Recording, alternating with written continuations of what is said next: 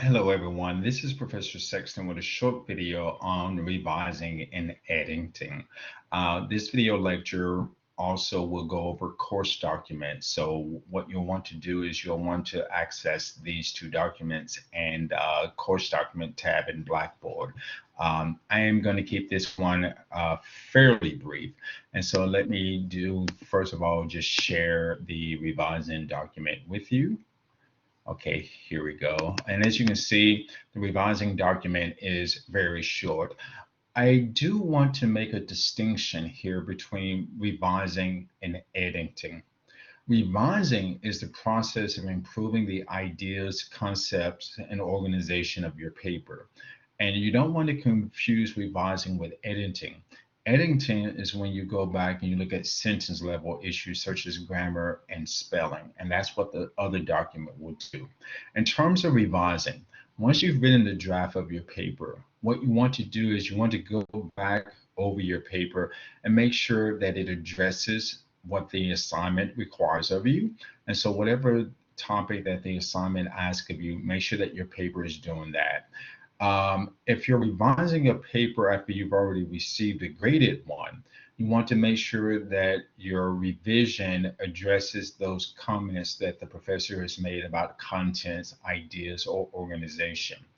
Also, in terms of revising, and this you can do either before you turn in the paper or even if you're revising a paper that has already been graded, locate your thesis. And the thesis is the main ideal of your paper. And make sure that that thesis is one that you can prove and illustrate. And then make sure that the contents of your body paragraphs are supporting that thesis. You want to make sure that everything in the body of your paper is related to that thesis and relevant. If some of those sections are shorter, you may want to expand them. If some of them are too long, you may want to take them out.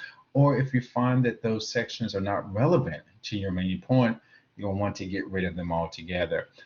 Make sure that your paper is well organized and easy to follow, that you move from your introduction, there's a transition from introduction to body paragraph 1, that there's a transition from body paragraph 1 to body paragraph 2, so that the essay reads smoothly.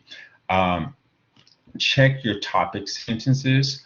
Read your paper out loud once you've completed it. Reading your paper out loud will really help you find some of those issues that you might not have caught in writing of it.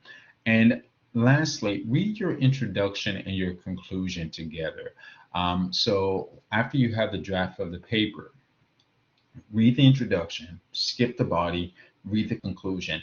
Make sure that there's a relationship between those two, because oftentimes what happens is when we're writing, in our introduction, we indicate what we think we're going to write.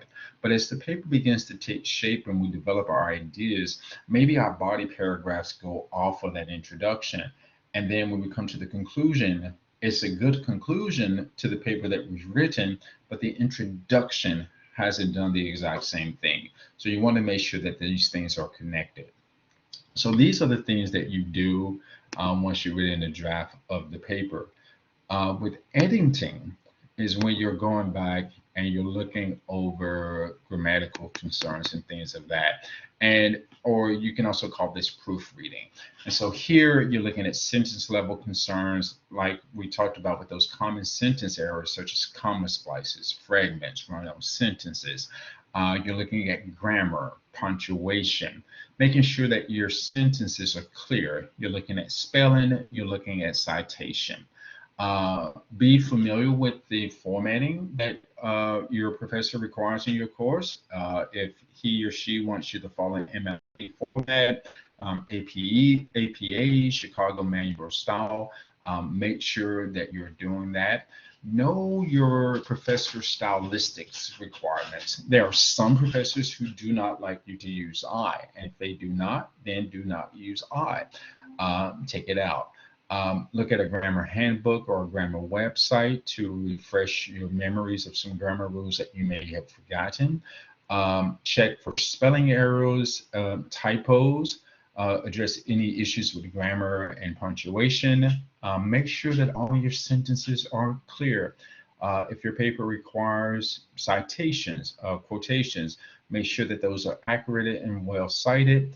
And then some other strategies that you should keep in mind. Know your trouble spots, particularly when it comes to grammar. Not everyone has the same grammar issues. Some of us have issues with comma splices. And if that's an issue for you, double check comma splices.